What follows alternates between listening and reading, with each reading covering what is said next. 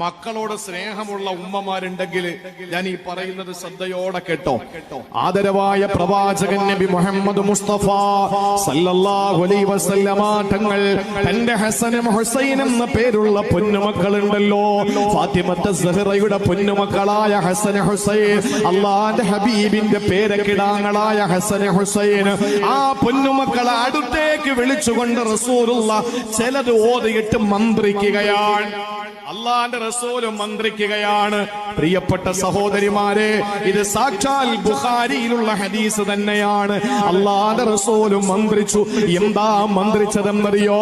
ഹസനും ഹുസൈൻ എന്ന പ്രിയപ്പെട്ട പേരമക്കളെ അടുത്തേക്ക് വിളിച്ചിട്ട് അള്ളാന്റെ റസൂലും മന്ത്രിച്ചത് എന്തു പറഞ്ഞിട്ടാണെന്നറിയോ? അഊദു ബികലിമാത്തില്ലാഹി തമ്മാ മിൻ കുല്ലി ശൈത്താനിൻ വഹമ്മാ വമിൻ കുല്ലി ഐനിൻ ലാ